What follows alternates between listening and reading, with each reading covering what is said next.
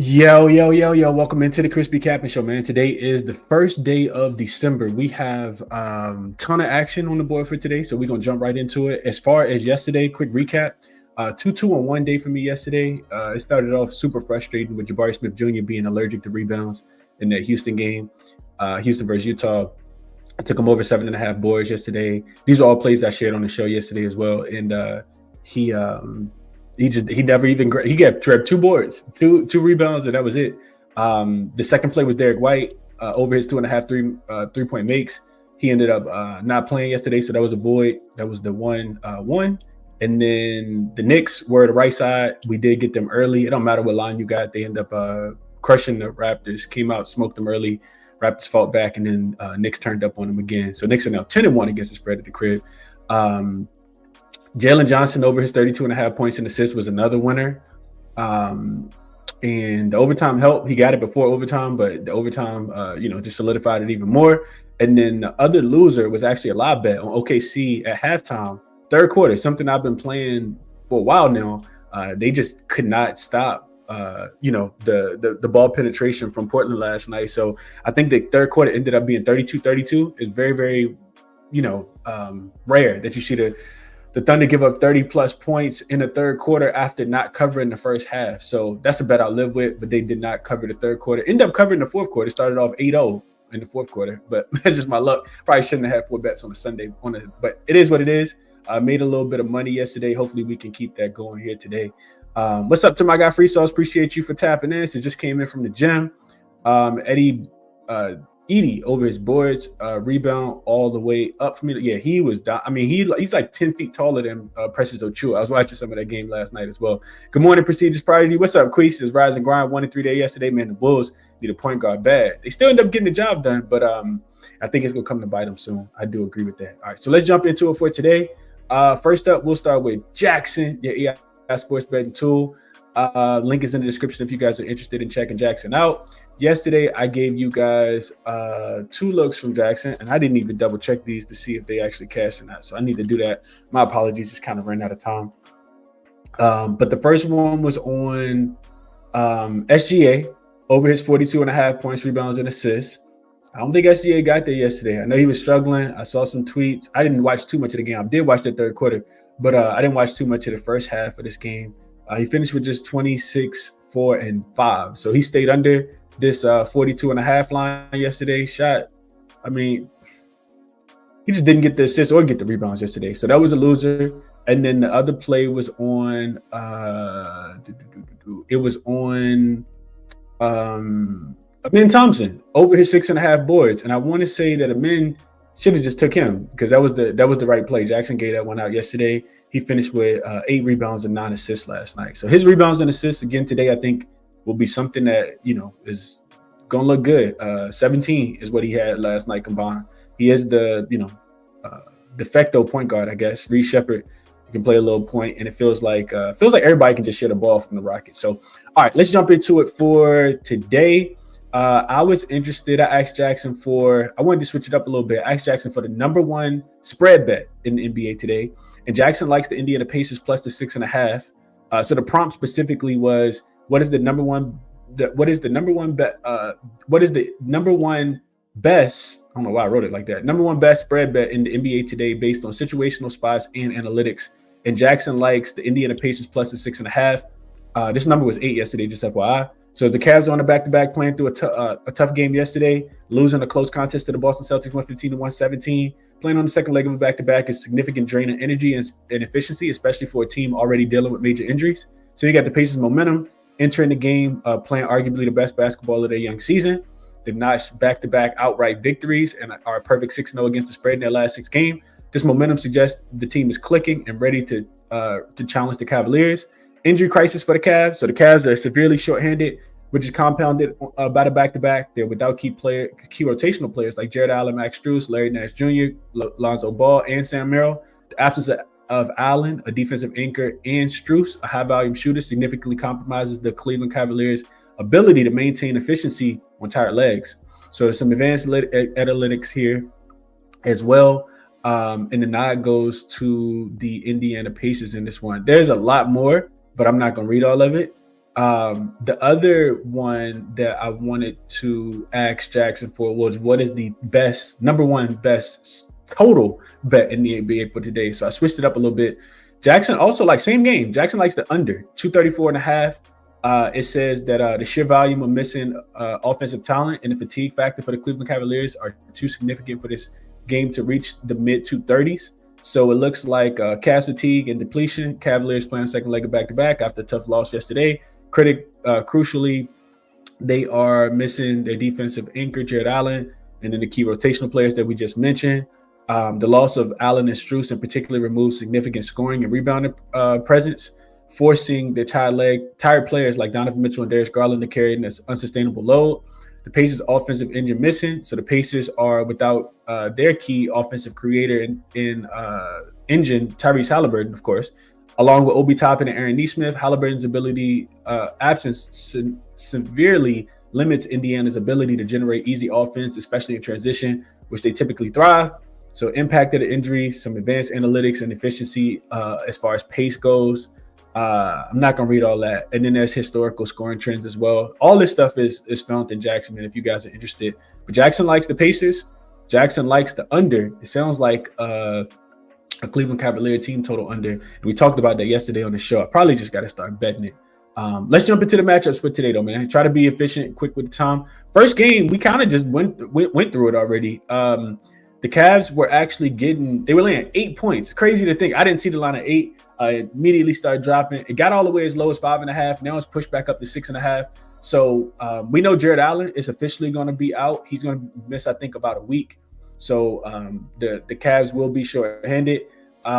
They not only do they not care as much. I've been saying this for a while now. I wish I would have just bet it every time. But not only do the Cavaliers not care as much about the regular season, because, you know, the way that they just kind of drop the ball and they keep fumbling the ball in the playoffs, but now they're hurt, right? I'm not sure if Lonzo Ball and Sam Merrill are going to come back for this game, but I know Max Strus and Larry Nance Jr. are out. Jared Allen, like I said, is out as well. So you're relying a lot on, you know, rotational players that, especially when you start thinking about the bench. And I wrote it in my notes yesterday as well. Not only do the Pacers have the rest advantage, but they have double-digit in-season revenge. They are playing third game in 4 nights, 4th and 6th.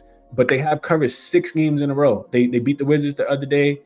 Before that, I can't remember who they played after that. The Bulls. Beat the Bulls outright as well. Pascal Siakam jumper. Cavs going to get right eventually. I don't think he's going to be in this spot, especially with the road home back-to-back. So I would be looking towards the Indiana Pacers plus the points in this game. I would also be looking towards the Cavs team total to, again, stay under. If we take a very, very short stroll over to the Money Baller, which the link is in the description if you guys want to check out the Money Baller as well. If we go to today's game and we click on this Cleveland Cavalier Indiana Pacers game, you can see all the situational stuff here. Pacers are not necessarily in a greatest spot, right? You can see, I just didn't minimize myself. So you can see, you know, 3rd and 4th, 4th and 6th is all right here. But if we come down here and we start to look at this team total, which is why I agree with the analysis from Jackson here. The Pacers opponents are 13 and 7 to the under on their team total. So the Pacers have actually been playing a little bit of defense. If we flip this to recently, I think it's even better. I'll show you guys that in just a second. But look at the Cavs. The Cavs team total in general, 13 and 8 to the under. If they're on the second leg of a back-to-back, 4 and 1 to the under. If they're at a rest disadvantage, 3 and 0 to the under. So Cavs team total under. We just go look at the last 5 games specifically. You can see that the Pacers opponents are 5 and 0 to their team total under. The Cavs are 0 and 1 to their first half team total under, and 3 and 2 to their team total under for the full game. So both of these kind of make sense to me. We can even go back as far as 10 games. The Cavs have just been struggling. You can see that they're 1 and 9 against the spread in the first half as well, just not coming out playing good basketball early. They're 8-1-1 to the under on their team total in their last 10 games. You can see 0 and 3 if they're at a rest disadvantage, 2 and 0 if they're playing on the second leg of a back-to-back. 7 and 3 are their opponents to their team total under as well. So Cavs games it's still super inflated. So I do agree with the analysis from Jackson. We talked about taking their team total under 121.5 yesterday against the Celtics. It definitely was the absolute right look. As far as player props goes, I didn't really look into any of them in this game. I kind of want to fade Garland. I feel like it's one of his first times playing the second leg of a back-to-back if he goes today. but it's not anything that I played so far. Let's see what you guys are thinking. We're going to be quick and get to the next game, man. What up, Dom? Appreciate you for tapping in. Good morning, Rick. Says, what up, Chris? Let's hit him. Let's hit him, gang. Absolutely. Free toss. We're going to get to that game in just a second. Let's see. Dom says Cavs team total under 120 as well. He says, believe it or not, the Pacers are first in defensive rating last 5 games. Carlisle made it clear after the Cup game that if you don't play D, you won't play at all. I like it. I like it. I like it. I like it. Good morning, BP. Problematic. He says 8 is crazy. Yeah, it was 8. Also starting Huff has really helped the defense as well. Pacers plus the points is the safer bet. Absolutely. All right. Next game up, we kind of agree on that one. Bulls and the Magic, right? So this is interesting because Bulls actually open getting 5 points. Magic were opened as 5-point home favorites in this game. This line went as high as 9 last night, and now it's starting to come back a little bit. 8.5. It looks like 8 is available on a couple books as well. There's a 9 on Circa, and the total only continues to go up 236.5 up to 238.5. Kind of hard to argue with the Bulls playing so fast. Matter of fact, do I want to pull this up? Yeah, I'll pull this up for you guys just so you can see it. But get the money baller, man. Just get it so you can see this stuff before I see it, and you can make the plays before the show actually starts. So if we go to the Chicago and Orlando game, I'm looking at this game last night. So the Bulls, you can see situationally coming off the loss as a favorite. They lost their last game to Charlotte. Third game in 4 nights for them still because they were playing on the second leg of a back-to-back. The Magic have the rest advantage. They have in-season revenge, double-digit in-season revenge. They got smoked by the Bulls at the beginning of the season, which you can see that game was right here, 98-110. I think this was the first game of the season, second game of the season, all the way back on December the 25th. One of the first games of the season. The Magic coming off the win as a dog. Last time we saw them was on Friday, I think. So they had the whole weekend off. They were getting a couple points against the Detroit Pistons, and Desmond Bane went absolutely nuclear in that game. We come down here, we look at the last few games, and I didn't mention the injury report, but the Chicago Bulls, I think I saw Isaac Okoro listed as out. Zach Collins is doubtful. Terry is doubtful as well. And then on the Magic side of things, still really just Paolo and Mo that won't be in there. So, and Phillips is also listed as questionable in the injury report. So the thing you got to kind of ask yourself, especially if you're just looking at the last few games. So if we come here, the Bulls started the season off really, really hot, and they've been cold as ice water since, right? If we just go look at their last 10 games, it does seem like a smash spot for Orlando. This is the price. This is the point where I don't really want to play with Orlando. I think if you like the game, you just take the over. I think the Magic offense is really starting to hum. They're moving the ball a lot better for whatever reason without Paolo being in there. The Bulls defense is absolutely atrocious. So this is the last 10 games. You can see that right here. So last 10 games, you can see the Bulls are 22nd in defensive rating. The Magic are a top 5 offensive and defensive rated team over the last 10 games. The Magic are getting absolutely getting the doors blown off of them. 2-8 ATS wise, and the Magic 8-2. So 2 teams going the opposite way. It is a pretty big number. You can see that the Magic are 7-3 to the over, and the Bulls, I mean, they're giving up 1 million points per game. You can see points allowed per game, 127.5, and playing super fast as well, right? Bulls are 6th in pace. Magic are 12th in pace. Of course, this is the last 10 games specifically. So as long as Orlando doesn't have a letdown in this game, I think that we see points. I'm not really looking for the Chicago Bulls to play a lot of defense. If I want the Bulls, I do want them as a dog. I don't want the Bulls. I don't want the Bulls right now, though, in general. Like, this is one of those where you're going to have to kind of show me for the Bulls that you can play a little bit of defense, because recently, look at their opponents.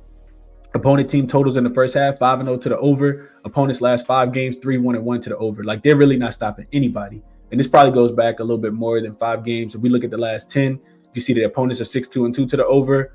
First half opponents are 7-2-1 to the over, playing against the Bulls. So Magic also been scoring 7-3 to the over, 7-2-1, playing super fast, getting out, running in transition as well. You can see fast break points. Bulls are 5th. Magic are 1st. Fast break points allowed. Bulls not that great. Magic also not that great. So to me, I think it's a little bit more of an over spot. I didn't get the best of the number, but that's the only thing that I'm contemplating in this game. 236.5 is where it opened, and it's down to it's up to 238.5. And I think it's maybe a first half over, a full game over, but the over is the only way that I'm looking. Don't really want to lay this big of a number. I feel like we've been getting a lot better prices with the Magic recently.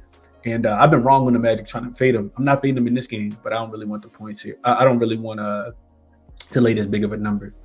Let's see. Good morning, Chris. Lakers basketball, Luka, Austin, just printing money with the points prop. Yeah. You watched their game last night. The Pelicans had they showed their bench. Their whole bench had the starters on it. DeJounte was over there, Zion was over there, Jordan Poole was over there, Herb Jones was over there. Trey Murphy was over there. Like the whole starting lineup was on the bench last night. Lakers smoked them. Brian says Magic -9.5 at home. I'm going to take a chance on the cover.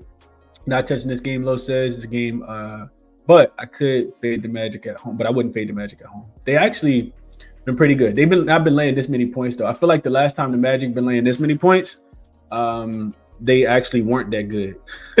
Let's just look at it real quick. So if they're laying more than 7.5 this season, they are 1-2 against the number. And these were the earlier games, right? They lost to the Heat outright. Well, they beat the Heat, didn't cover. Beat the Wizards and did cover. And they lost to the Nets. Beat the Nets, but didn't cover that spread as well. And they were laying 14.5. So laying more than 7.5 so far this season, they have not been great. Laying more than 5, they've actually just 2-5 against the number. So this is one of the kind of price range where I kind of want to buy the Bulls, but I need to see it before I can do it. Next game up is the Hawks and the Pistons. So we have the Atlanta Hawks. They will be let me just double check the injury report real quick. So Atlanta can submit late. It wouldn't surprise me if somebody rested. The starters played heavy minutes last night in that double overtime win against the Philadelphia 76ers. I watched that game pretty much from start to finish just because I had Jalen Johnson, wanted to see how he would perform against Philly. And I liked Atlanta in the game yesterday too. I should have probably bet them, but I did not. Porzingis could come back though. That's one thing that's interesting. He did miss the game last night. I'm not sure what his injury status is, but I will say all of the Atlanta Hawks played at least 44 minutes last night. Dyson Daniels, Nickeil Alexander-Walker, Jalen Johnson, and Onyeka Okongwu last night. And Zachary Ricochet played 30 minutes last night, but that was only because he fouled out. Even Mo Gay played big minutes off the bench. Creasy played big minutes off the bench as well. It's a spot where Atlanta should, probably run out of gas here. On the Detroit side of things, Duncan Robinson's listed as questionable. Jalen Duren should be back. Karis LeVert will be out there as well. 9.5 is a lot to lay. The books did not open this line before the game ended last night with Atlanta, which was pretty smart on their part. But yeah, you got, Atlanta coming off. It's not a spot that you want to back Atlanta. If you like Atlanta, maybe first half, but I think, probably pleased with the win that they got last night, especially, in double overtime, coming off the back-to-back. Then they had to fly from Philly to Detroit, which is not a long flight, but playing a whole, extra, 10 minutes last night. Road back-to-back because they were in Philly last night. Third game in 4 nights as well. Detroit is not, they got yesterday off, but they're still playing 3rd and 4th, 4th and 6th as well. They got a crazy win. Nobody wanted them, and I didn't want them either. They actually took a little bit of my money when they were playing against the Miami Heat. They've been kind of Jekyll and Hyde recently. Detroit started the season off really, really well. Lost a couple games I thought they should have won. Then they go to Miami and beat Miami. I did not expect that. And that was without Jalen Duren as well. I think they ended up getting 5 points in that game and ended up winning the game outright by, I think, 3 or 4 points. So Detroit should be back to what they do. Looking at Atlanta, one of the things I wanted to target was 3-point shooters against the Atlanta defense. If Duncan Robinson plays, maybe him. If Tobias Harris should play. If Duncan Robinson doesn't play, I'll probably be looking a little bit more towards Tobias Harris. But Atlanta been giving up a lot of 3-pointers. You saw it last night against Philly. The tired leg syndrome in this spot. I think this is a spot where they run out of gas. Also, the other thing I'm looking at is probably a look towards Detroit team total to go over. I think Atlanta will continue to run fast. They are one of the fastest paced teams in the NBA. Detroit's also 3rd in pace at the crib this season as well. And I think this game is going to be played up and down. So Detroit, to be able to get to 122, I do think that that's something that is, playable in this game. I probably would stay off the spread and just think that Atlanta defensively just run out of gas in this spot. Detroit with Cade Cunningham and, some 3-point shooters, not the greatest 3-point shooters, but some 3-point shooters, I think that they should be able to get busy. So that's the way I would play this one. You guys are thinking. Any comments on this game specifically? Anthony Black points has went over last 4 games. Kui says, yeah, he's been cooking. That's something to take into consideration. I'm not even sure what he said at, but I want to write that down because I have been. He dunked on somebody the other day, and I don't know. He playing with a little swag, man. I like Anthony Black a lot. He's really been hooping, stepping up for sure. Let's see. Fly Zero Skater says, just wanna pop some. Appreciate everything you do, Chris. I don't be in the chat like that, but always watching. Appreciate you, bro. Appreciate that for sure. Love comments like that. Appreciate you, Fly Zero. Adam says, what up, Chris in chat? Big night last night. Like K double in this one. Up 45 units. NBA has been cooking. I love to hear that. Adam. All right, so nothing really in this game. The K double makes a lot of sense as well. Yeah, it makes a lot of sense. I think Duran in some way makes a lot of sense as well. Like playing Duran points. Atlanta's kind of soft in the middle. Philly couldn't really take advantage of it outside of Maxey being able to get downhill. He played 52 minutes and had 44 points last night, but they didn't. I mean, Embiid had 18. He's still not really the Embiid that we know, but I do think that Duran is another good look as well. I forgot about that, but it was something that I noticed yesterday when I was capping the Atlanta and the Utah Jazz. So actually the only reason, so of course both of these teams just played against each other. This is 3rd and 4 for the Utah Jazz. I think all 3 of them have been at home though, and the Houston Rockets are just playing their second leg of a back-to-back. They had a big rest advantage before, playing the game yesterday in Utah. So the only reason I actually put this on here is because, and I think the line may have moved. Did I update the line? 12, that's right. And the total has come down to 232 and a half. So a little bit lower than the first total. And the Rockets are playing a few more points than they did because this line was at 9 yesterday. The only reason I actually put this up here is because the Jabari Smith Jr. look yesterday was a terrible read. Probably one of the worst reads I've had in quite a while.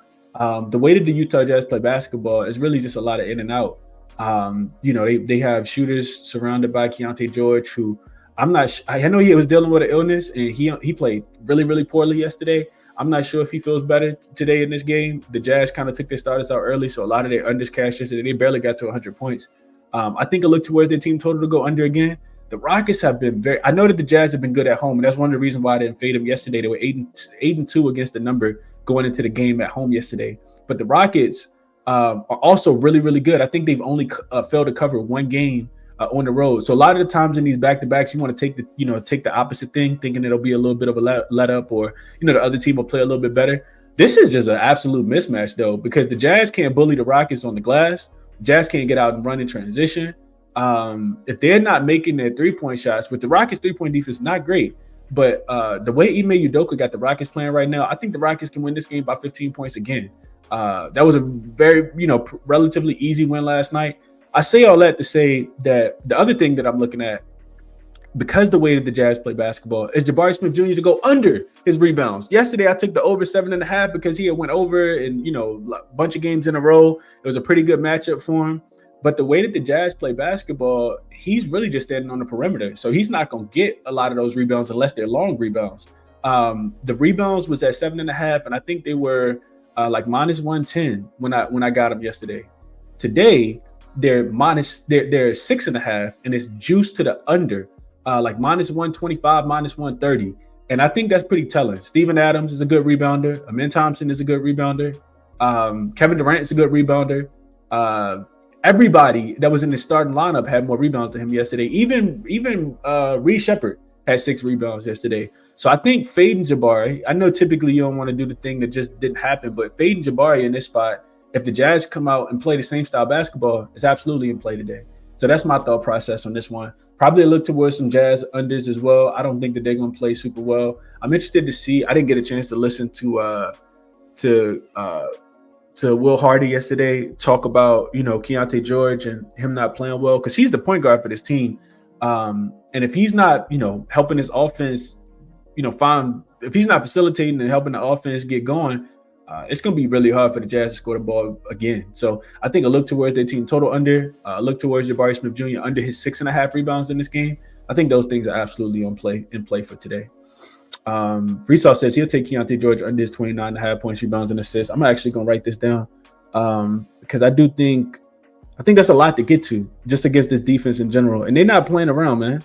Like, Rockets not playing around. A lot of teams go into Utah, kind of play around with their food. The Rockets was up 15 points in the first quarter. Like, nah, we ain't going for it. They was up by, I think, at least 20 at one point as well. So they went over their team total. Jazz stayed under their team total yesterday.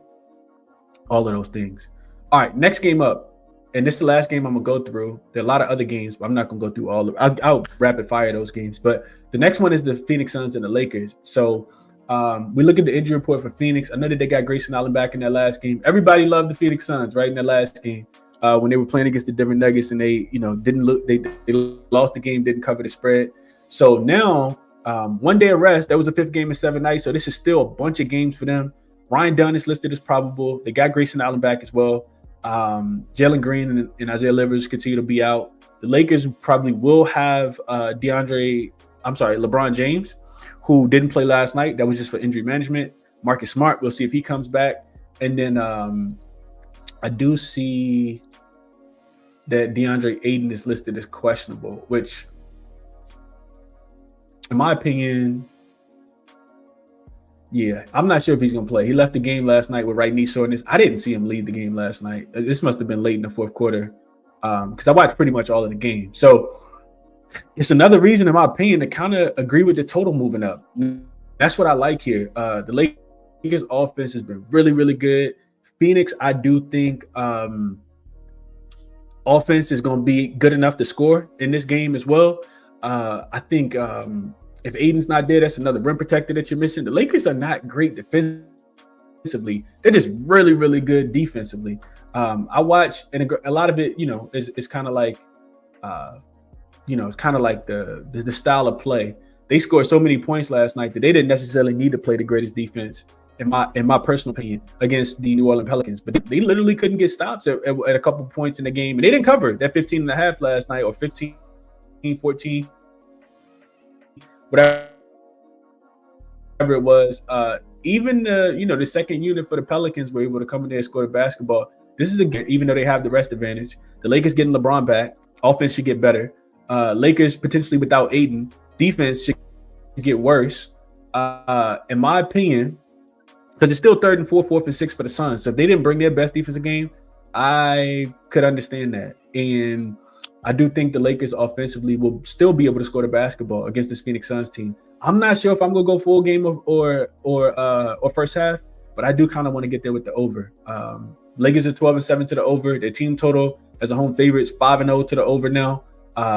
Their opponent team totals are 5-0 to the over as well. If they're a home favorite, their offense is just really, really good. And I think we see points again. I do think we continue to see points. I feel like the Suns' offense over the last 5 games has been a lot better than I thought that it would be as well. Let's see. Last 5 games, Lakers are 2nd in offensive rating, 19th in defensive rating. Suns are 20th in offensive rating and 18th in defensive rating. Lakers are also playing at the 9th fastest pace. I think they can pace the Suns up in this game. I think the Suns will be able to score. 4-1 to the over. Last 5 games for the Lakers, 4-0 to the over on their team total. Yeah, I think it's a little bit more of an over game, man. I do think that this is an over game. That's my quick thoughts on this one. This makes a lot of sense, Adam. I would look at his rebounds plus assists in this game. Again, it's not like Utah at the crib. Remember, it's just their offense that gets better. Their defense still is pretty bad. So rebounds and assists, I think, are absolutely in play for today. Lakers are playing horrible defense. I'm going to take the points with the Suns and possibly the Suns on the money line, Brian says. Like the Suns to keep it close. Lakers have been playing with their food too much. Suns plus the points for Los. Agree on the over. Gusto say, I think it's an over game. I think the Suns will at least be able to score the basketball. It's a pretty high total, but I agree with the way that the market is moving on this one. All right, rapid fire through the other games. And real quick, let's just give you guys a number. So, Lakers team total is 119. Suns team total is 114.5. I think they should be able to get to 115 too. So maybe just the Suns team total over. I really don't trust the Lakers defensively. All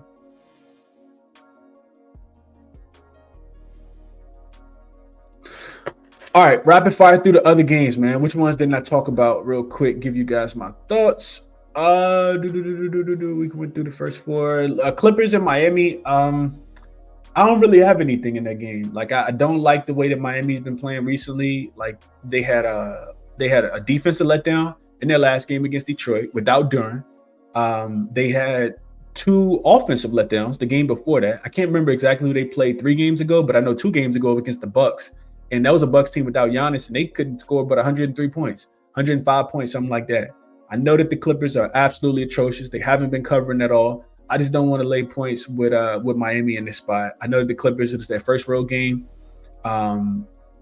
Is not for my money though. Third game in 4 nights for the Clippers as well. They got in-season revenge. First game on the East Coast. The Miami Heat. I just wrote in my notes. They're coming up the loss to Detroit, where they couldn't score the basketball. 4th straight home game for Miami. So it could be a little bit of a bounce back spot. Maybe the best of the numbers gone. Just opened at 4. It's up to 6.5. I'll probably be taking the points with the Clippers in that spot. Maybe even a look towards the under. I feel like the Clippers can't score the basketball. It's a game I got to do more work on, clearly. Next game, Charlotte and – I didn't go to the next screen. Next game is Charlotte, Brooklyn. I immediately thought over. So a couple things led me to the over in this game. I didn't bet it, but a couple things led me to the over. One, I like that Michael Porter Jr. is coming back. You don't like that Terrence Mann is listed as questionable. The Charlotte Hornets should have everybody in though, and it's still like a pretty terrible spot for them as far as like defensively. I think the defense is going to take a step back in this game. Hard to bet overs in Brooklyn because Brooklyn offense is so bad, but Charlotte defense is really just that bad as well. This is 3rd and 4 for Charlotte. It's 4th and 6 for Charlotte. They're coming off an overtime game where they beat the Toronto Raptors. And then Brooklyn, they got in-season revenge and also 3rd game in 4 nights. You just like maybe even the first half over. I feel like Brooklyn, as the game goes on, they really struggle to score the basketball. So Charlotte and Brooklyn, I think first half over probably makes the most sense. This total is not really high, and I think that's one of the reasons why I like the total to go over. So first half over would be the way that I would look, just in case Brooklyn can't score the ball in the second half. I feel like their offense has been a little bit better in the first half specifically. So that's the way that I would probably look at this game. Let me just give you guys some numbers to see if I'm right. That's the way I kind of think about it though. Charlotte and Brooklyn. So if we look at, I'm not gonna pull this up on the screen just for time purposes, but Brooklyn is let's see, yeah, they're 10-9 to the first half over, but for the full game they're 11-8, and this is the full season. Yeah, so they if they score, it's over, it's early, and then the offense kind of slows down. I feel it kind of like the same way with the Hornets as well. The Hornets are actually 12-8 to the under, but a lot of these games I feel like came without LaMelo, so I would have to go in and look at it a little bit deeper. But I think first half over, first quarter over would be the way that I would play that game. Not laying points with Charlotte on the road, as good as they were in that Brooklyn game. This will be the game that they lay an egg, but I think that they are 4 points better than Brooklyn. But I think it's the reason this line is so short as well. So that's that game. And then Denver-Dallas, not a game. I didn't spend too much time at all in the Denver and Dallas game. I know that Dallas has Brandon Williams listed as questionable. PJ Washington is questionable. Gafford is doubtful. AD is supposed to play. Jokic is listed as probable in that game as well. Denver still, dealing with a plethora of injuries to their starting lineup. Christian Braun and Aaron Gordon and Julian Strouth that continue to be out. For Dallas' third game in 4 nights. They are coming off that win as a dog, comeback win as a dog against the Clippers in their last game. And then Denver is also playing 3rd game in 4 nights. Remember, they lost to San Antonio on Friday on the Cup game. Then they went to Phoenix, flew to Phoenix, beat them, scored a ton of points. I think they still got the 130. And then had yesterday off, and then they're back at home to play against a depleted Dallas team that, is still fighting. So I'm not laying 10.5 points with 11 points, 11.5 points, whatever the number is. If Brandon Williams is in, because I think Dallas still one of the worst offensive teams in the NBA in my opinion, and we need to know if PJ Washington is going to play as well. But I don't know. It's not a game that I'm probably going to play. It's gross in my opinion. Numbers probably about right where they should be also. So those are my thoughts on that game. That's the last one. Yeah, that's the last one. So we get into a quick recap. I wrote the team total over for the Detroit Pistons on here.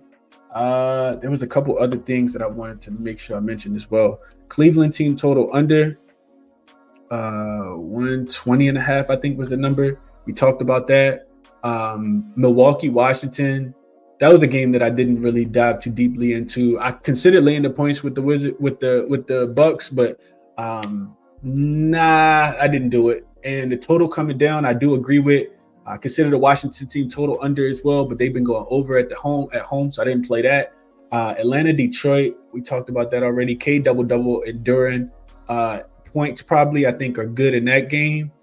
Chicago and Orlando, I think over. I know it's a super high number, but the way that Chicago's playing defense right now, only a look towards the over. You still can get 230, 8.5. It looks like it's the best number that you could get, and that's a super high number, but I like that. Clippers in Miami, Norman Powell probably go over his points against his old team. He's been cooking recently. Charlotte, Brooklyn, I will be taking first half over. First half over. And Houston, Utah, Jabari Smith Jr. under his 6.5 rebounds today. And Amin Thompson over his rebounds and assists, I think is a really good look in that game as well. Dallas, Denver, nothing. Phoenix and LA over 234.5. That's it, man. That's what I would be betting if I was betting today, man. Hopefully you guys enjoyed the show. Do me a favor, check the resources out. All of them are linked in the description of the video. Support the channel by hitting the like button if you can. Subscribe to the channel if you guys are new. Turn the notification bell on, and I will catch you guys in the next one, man. Enjoy your Monday.